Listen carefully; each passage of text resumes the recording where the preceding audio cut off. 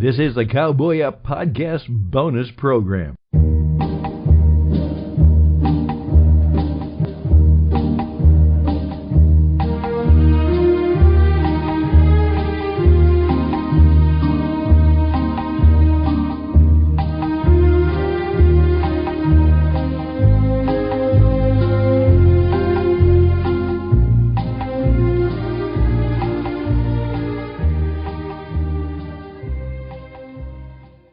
Hey, it's me. My name is Stan, and you may have heard me mention before, I'm the producer of the Cowboy Up Podcast. The Cowboy Spirit USA is the name of the company that I lead, and it's always my privilege and my pleasure to bring you that program. And we're glad we can do just that. But you know, we oftentimes say, wouldn't it be nice if we could have a little bonus from time to time to help you keep the cowboy flavor going in your life. And since this is the very last day of Poetry Month, during April we actually had one of the top, Doris Daly, the cowboy woman poet, the Western woman poet, and she was wonderful. But then we served and heard that, what you need? You need Rod Miller. And of course, we'd heard of him, but we chose Doris. But then we said, let's do Rod as a bonus. So, Rod, you're the bonus. How about that? Well, I'm happy to be here under any circumstances, Stan. Right. This side of the grass, the whole deal, right? Yep, that's the thing. As one of my friends, when I used to say, it's good to see you, and his comment was, well, it's kind of good to be seen.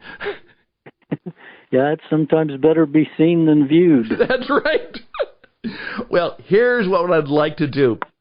Rod, first of all, for those who may not know you, give yourself a little bit. I know it's kind of hard for a cowboy with a little modesty in you, but give us a little promo pitch about who you are and what you do. Well, I'm just kind of an ordinary guy. Grew up in a really small town in Utah.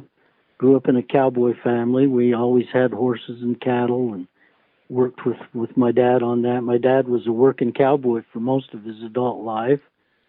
So I had all the experience that you could ask for to become a cowboy, and I did all that kind of work, but I wasn't all that good at it. So I went off to college and learned how to be a writer and worked for a while in broadcasting, and then spent most of my working years working in advertising agencies as a copywriter.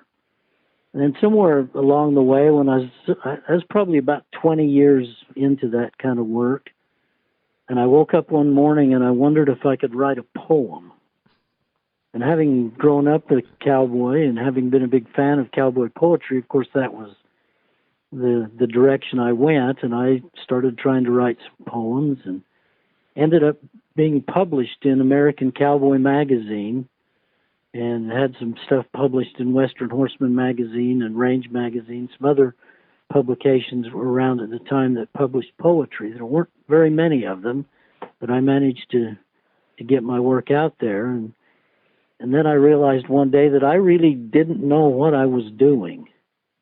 So I kind of launched a homeschooling effort to teach myself about poetry and read a bunch of classic poetry and read a lot of cowboy poetry and kind of some books and some things on how poetry works, and tried to teach myself all the literary techniques that are involved in it, what makes a poem and that sort of thing. And so I've been doing that ever since, and I've written lots of poems over the years, and since then I've also written short stories and novels and some history books and had my fingers in all kinds of things. I just kind of figure I'll keep at it, and one of these times I'll find something I'm good at. Well, he is good at a lot of things. He is truly, as I say, he's not only a rancher, he's a Renaissance man, and I am overwhelmed by some of the things as I've learned what he has been able to do. So I just want to tell you that I'm grateful that you will be on the program, on this bonus program, and I'm so looking forward to. We're gonna read. We're gonna at least go 3 poems, okay? All right. We've talked about this. This is particularly from your book called "Things a Cowboy Sees," and I loved it. I started to read it out loud, and my wife was listening to me, and she said, "You really like that stuff, don't you?" I says, "It really moves me." And so what we'd like to do, let's try this. Give me permission to read the poem, and then would you tell the story behind it, all right? Sounds great. Sounds fun. Okay, let's go. Things a Cowboy Sees by Rod Miller. Hung up on the jagged peaks, the sun begins the day, breaks loose and climbs the morning sky, burning night's cold away. The horse 'tween your knees snorts the cool air, hops and kicks at the blue, but you don't mind. He's just glad to be alive, and today you kind of feel that way too. Cows abandon the watering hole, in single file they march away, up the worn trail toward the hills as giddy calves, they buck and they play. Then, like a frayed old catch rope, the trail begins to unravel. The cows separate as the track unbraids, each choosing a strand to travel. Ahead, a meadowlark flops around, wing wobbling like a broken dry stick. She takes to the air as you ride near, lands, and then repeats her trick. The patch burnt by last summer's lightning, just beyond the Saddleback Pass, is rising like phoenix from the ashes, haired over by tender green grass. That 3-legged coyote's in the meadow, a field mouse trapped between her paws. Its tail in her teeth, she tosses it high and catches it with a snap of her jaws. She ambles away in her own good time, like she doesn't even know you're there, then glances back with a look that says she knows, but she doesn't care.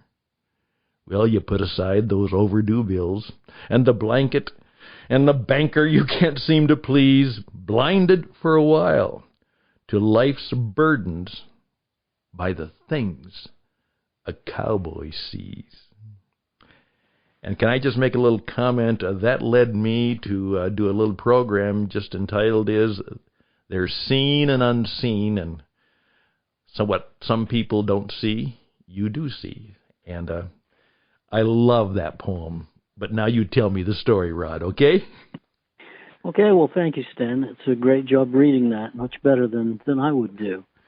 The thing that I was thinking about in writing that poem, I read one time that a good poem is always about at least 2 things. There's the story of the poem, there's what it says, and then there are all these underlying kind of meanings and implications to it. And so that was kind of on my mind as I wrote this. It's on its surface, it's about a guy riding out to do his day's work and the things he sees that make him glad to be a cowboy. You really get a good look at nature and God's handiwork and all the things that are out there in the beautiful world, and you're right out there amongst them. So that's kind of what the poem talks about. But I think under the surface, it also speaks a little bit about kind of the tentative nature of life and the contrasts there are in everything. He's on his horse and he loves this horse, but tries to buck him off in the morning. The cattle, they go to marching away from the water hole and up into the hills where they're going to hide out for the day with their calves. At some point, you're probably going to have to ride up there and find them and get them back out of there.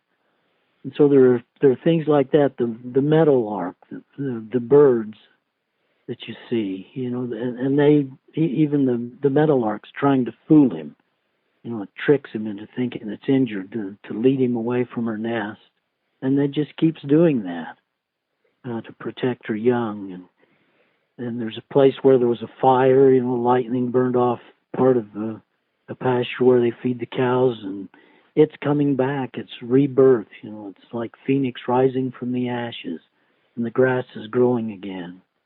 And then the coyote, it's a three-legged coyote, so obviously somebody tried to catch it one time, and they caught it, but the coyote was having nothing to do with it, chewed off her leg and went back about her business. And now she's still out there. She knows you don't like her. She knows you don't want her around, but she doesn't care. She just goes about her business and does what a coyote does. And then it ends with the part about the overdue bills and the banker you can't seem to please. Being out in nature, you can put those things aside. They're blinded for a while to life's burdens by the things a cowboy sees. But those burdens are still there, and they're not going to go away, but you do get to set them aside for a while and just enjoy what's out there. That explains so much more. I mean, yes, I began to feel that, but what I had this feeling, Rod, is that all this thing about the pandemic and the COVID and the lockdown, as someone once said, when things are bad, the worst thing you can do is stay in the house. Get out and explore nature and get out and see it. And now we're learning that was probably the safest thing to do, was to get out. Absolutely. Yeah, and we did that, my family. Yes. Doing the work I've done, I've had to live in cities and towns all my adult life. But when we were shut down with the pandemic, my wife got this bug to go hiking once a week. And we'd gather up our kids and our grandkids. And here where we live, we're just 2 miles away from the mountains and some beautiful hiking trails. And we can get out and get up there and hike around in the cool air and just really enjoy nature and one another's company. And so the pandemic has been tough, but it's had its good sides too. Very much so. And again, I saw all those wonderful images. Yeah, the bills are still there, but it's so nice to take a little bit of the God-given air and the characters he's created. We literally the other day, I just enjoyed it. I was out there and the quail, which we told mate for life. There were 3 pair enjoying being in my backyard, obviously looking for a place to do a little nesting. And I just wanted to say, you can stay here. You can stay here. And then, of course, a little bobcat came and looked at them, and they ran away. And he just said, okay, I'll let them go. It's wonderful. Well, that's good. Oh, now,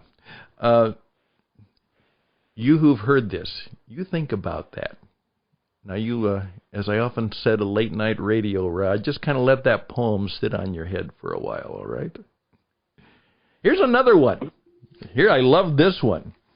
And again, there's a story behind that, I guess. Morning glory. Stars punch holes in the dark, and the moon curls on the sky like a hoof paring from a soft-footed horse, while razor-edged peaks stand against the ribbon of dawn, a dike holding the morning from its course.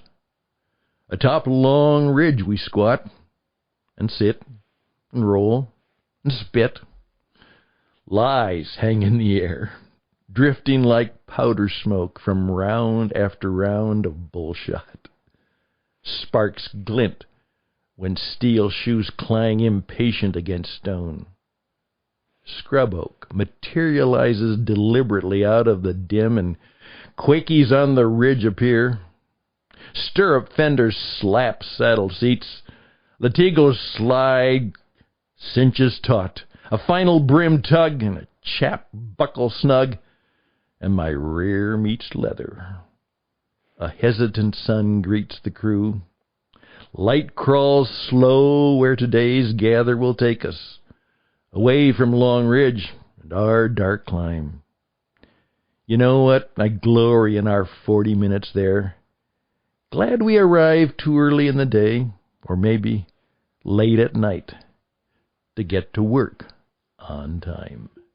Morning Glory by Rod Miller. Thank you, Stan. Appreciate your interpretation of that. It's wonderful. Well, tell us the story. Well, one thing I need to do, it's a cowboy thing. Down in third stanza of that, it says, stirrup fender, slap saddle seats, latigos. Latigos. Latigo is a strap that hooks used to tie the cinch to the saddle with. So that's a latigo. Okay. That's what that is. So not that it matters. That's something that a lot of cowboys, I think, can relate to this poem, because there's this cowboy thing, and I don't understand it. I've never understood it, because I've never been afraid to stay in bed. But when you're doing cowboy work, there's this thing where you've got to, if you're on time, you're late. And so you've always got to be early. And so every job you've got to do, you show up early, and then you hang around and wait until there's enough light that you can actually go to work. And like I said, I don't know why that is, but it's a pretty common thing. So that's what inspired that poem. And then it's, again, like Things a Cowboy Sees, it just talks about a lot of the things that you see and experience when you're doing cowboy work. And the thing about this poem that makes it different than a lot of traditional kinds of cowboy poems is that it's free verse, meaning it has no meter. Now, most free verse poetry doesn't rhyme, but this poem has a very strict rhyme scheme, and in each stanza it has an ABC rhyme pattern. So it rhymes, but since it's not metered, the rhymes are kind of not really noticeable. And that's been free verse poetry's been something of a controversy in cowboy poetry over the years. There are a lot of great cowboy poets, some of the best cowboy poets who write free verse poetry. And there are a bunch of other great cowboy poets who try to stick pretty close to rhyme and meter. And so this poem is, there are cowboy poets I know who wouldn't even consider that poetry because it's not metered. Most of these people, unfortunately, don't really know the difference between free verse poetry and what makes it free verse. But they have an opinion anyhow. They sure do, and that's an argument, I guess, for another day. Okay. But it uses some literary techniques that I picked up, some poetic things. There's enjambment and there's caesura that kind of shifts your pauses around. And most metered poetry of the cowboy type has very definite end stops and end rhymes. So the rhymes are very deliberate and they jump right out and they grab you. This one, they're really gentle and you don't really hear them right off, but they're there, and those little echoes will sound throughout the poem. Yes. So that's kind of what I was doing when I wrote this poem. I tried to kind of do it a little bit different way. I loved it. And now that you've helped me see it, I can even enjoy it a little bit more. Sometimes knowing a little bit of how the artist is working can really help you, whatever art you're involved in, to know what's going on. I appreciate that. Yeah, hey, one other little cowboy thing that's in that poem, it says, the moon curls on the sky like a hoof paring from a soft-footed horse. Farriers will tell you, and most people who ride horses will tell you that horses with light-colored hooves, their hooves are softer than the hooves that are dark. Really? Okay. Yeah, and so, I just imagine that, and a hoof pairing kind of has the shape of a crescent moon. Yes. And since it was a soft-footed horse, it's light in color. So that was just an image that I thought was kind of something, that sounded kind of neat. Well, whenever I'm out at the ranch, White Stallion, where we go and record the program, I've never noticed that the fact that horses might have different colored hooves, but now I will.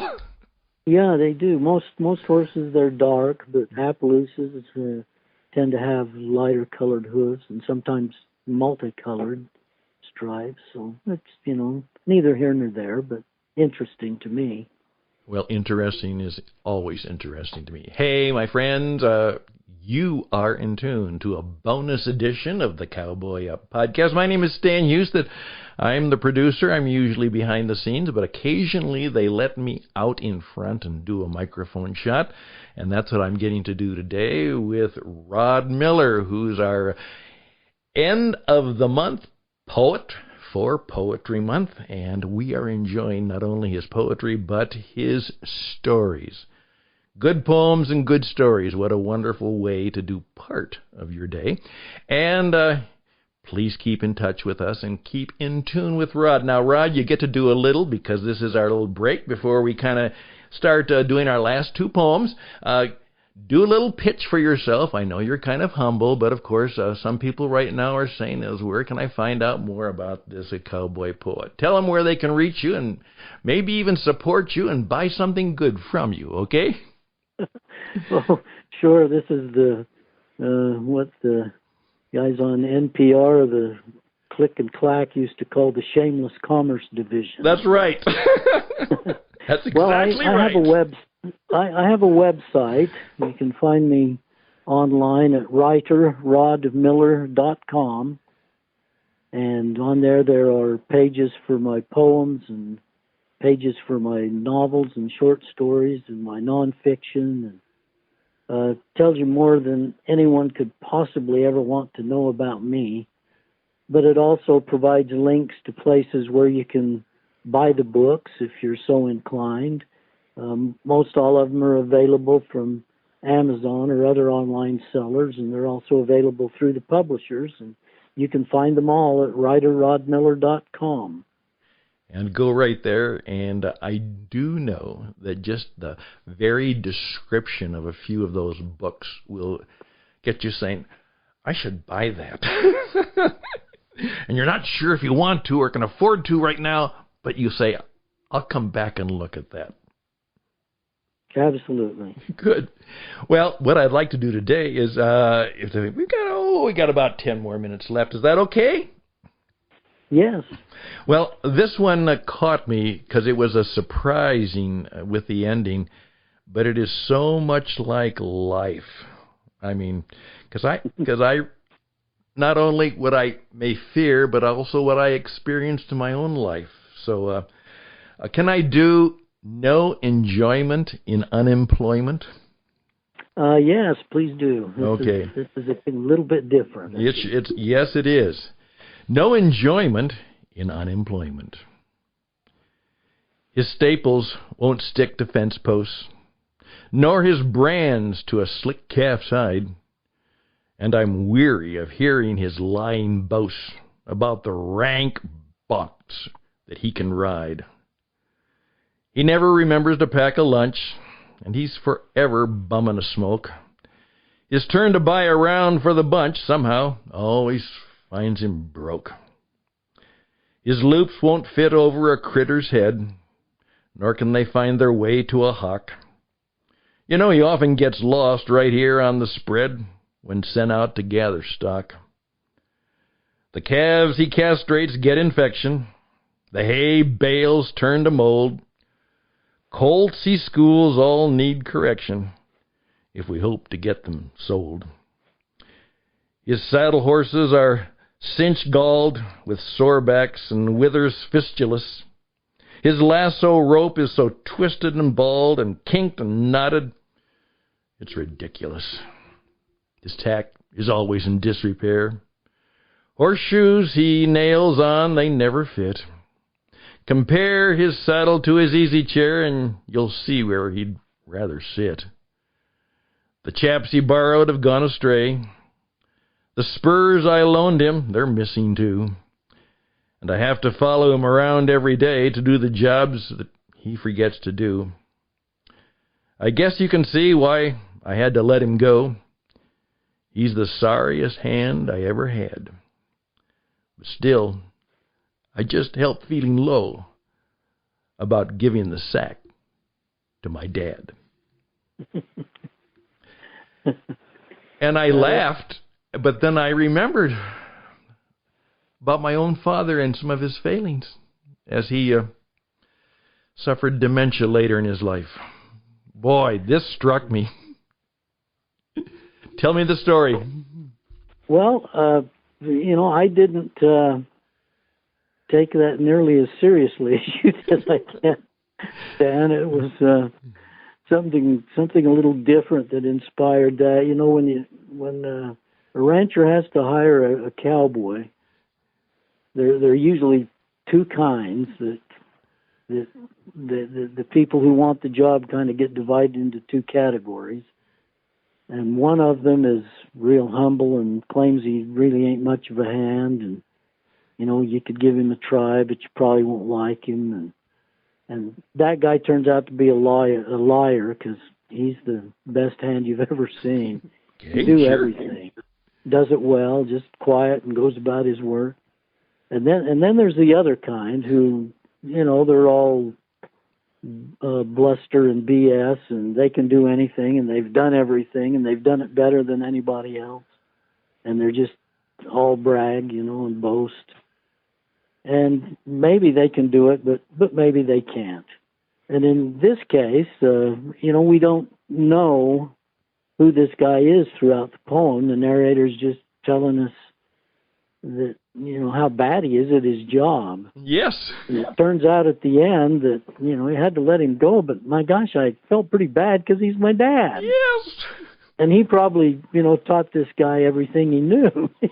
So it's just, kind of looking for a twist at the end. But the thing about that poem that I think is probably history-making is I don't think there is another cowboy poem in all the world that even attempts to rhyme the word fistulous. Yes. Tell us about fistulous. Yeah, it's a medical condition that horses will get if the tree on your saddle gets broken or some other malady occurs. They get what's called fistulous withers, which is just a big nasty gaping sore on their withers that's really hard to heal if you can ever get it healed. So fistulous withers is something that's not common, but when it happens it's pretty bad. But like I say, trying to rhyme fistulous is perhaps not the easiest thing in the world, and I don't know if anyone else has ever tried it, but I did, and I think I pulled it off with ridiculous. So there you have it. You got it. History in the making. And you heard it right here. Yeah. Nowhere else in the whole world will you ever hear that explanation. Okay. Well, like I said, and I also struck because, as I said, it did strike me because I watched my father, kind of fail as a result of a series of strokes until, I had that terrible time where, I had to say to him, Dad, you're going to go in the nursing home now. Mom can't take care of you. And he looked up at me as if I can't do that, and that was that kind of brought that feeling back to me. But I was kind of said, well, Dad, you can't even take care of Mom anymore, and that was hard. That was really hard. So yeah, and there are people I think that will interpret that poem without the levity that I meant, and I guess it's still somehow, it rings true to them in another way. I know in the foreword to my second poetry book, my second collection of poetry called Goodnight Goes Riding and Other Poems, the former editor of Western Horseman magazine, who went on to edit another publication called Ranch and Riata magazine, a gentleman named A.J. Mangum, who I became good friends with over the years. He published a lot of my poems, and then I wrote a whole bunch of magazine articles for him when he was doing Ranch and Riata. He wrote the foreword to that book, and in that foreword, he tells a story about a reader at Western Horseman who read this poem in the magazine when it was published. He saw it more, I guess, the way you did, but even in a more extreme way. He just thought it was awful that I would make fun of old people. And it just offended him to no end. And I didn't even know about this. I mean, I didn't find out about it till A.J. wrote that foreword. But it certainly wasn't meant in that spirit, although I can see how people could see that. But this guy was really mad, and A.J. pointed out, well, it's a poem. It's not an article. That's right. It's not real. It's a made-up story. But as I say, poems can be interpreted different ways by different people. But, gee, I thought it was kind of a hoot that this guy had to, this sorry hand turned out to be his dad. Had to get rid of him. Had to fire him. But I guess to some people it's not funny. Well, what I've discovered, as I oftentimes say in my teaching and coaching through the years, particularly in broadcasting, storytelling is the only effective means of communication. I use the line in my own work. I say, the master teacher, Jesus, came into the world and he told stories and asked questions. So what do? We preach sermons and give answers. Maybe we should try the old-fashioned way. Ask questions and tell stories.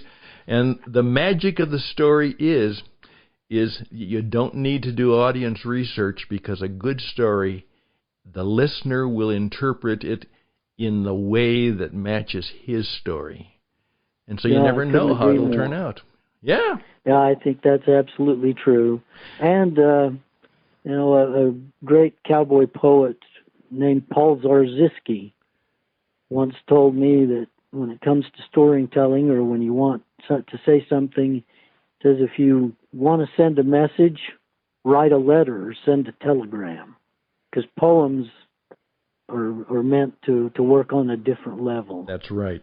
And they should.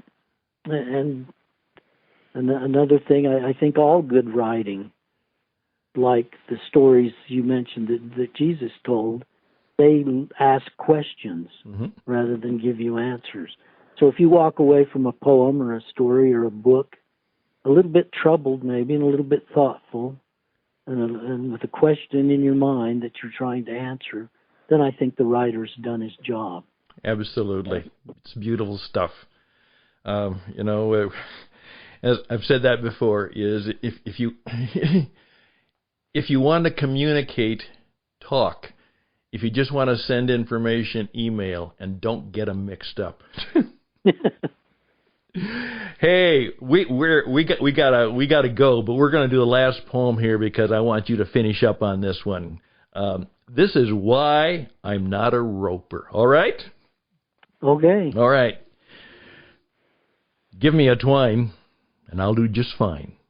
At building a loop and spinning, jumping out of the saddle and flanking cattle for wrapping and half-hitching.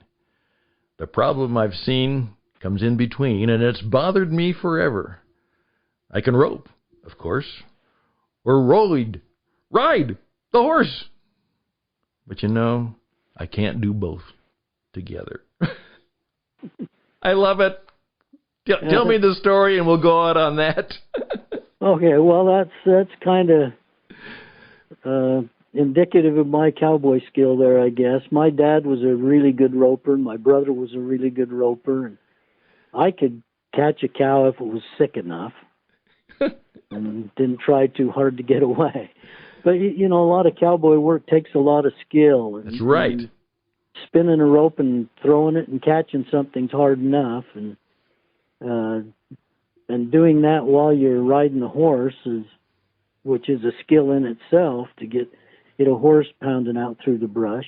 Just staying aboard can be a job, but real good cowboys can do that, in their sleep. But being a sorry kind of roper and a sorry kind of cowboy all around, I was just never good enough to do that kind of stuff. So, I can rope or I can ride, but doing them both at the same time is a little bit beyond my ability. And you just say it and confess it and say, that's the way it is, and I'm okay with it. Yeah. Well, this has been a pleasure. By the way, I would request that perhaps maybe we do this again from time to time. The book, Things a Cowboy Sees, is the one I've been working with. And then I've got the other one, the Good Night book. I'm getting ready to do that too. So perhaps we'll do this again with another book, and we'll see where this leads. As I say, one of my great mentor teachers always said, he said, class, did you notice that when I put things together here, I always call them an experiment? I don't call them a demonstration, because it might not work out. So it's just an experiment. We'll hope for the best. And we hope for the best. Well, this has been an experiment, and it's been delightful to me, and I trust it's been that for you, Rod. And I do know that for many of our listeners, they will get back to me and they will say, as I love to hear, do it again, Stan. Do it again. And maybe we'll do just that. Hey, all the best and blessings to you. Happy trails to you. My favorite song, Ride On and Be Safe. And why don't you all come back sometime, okay?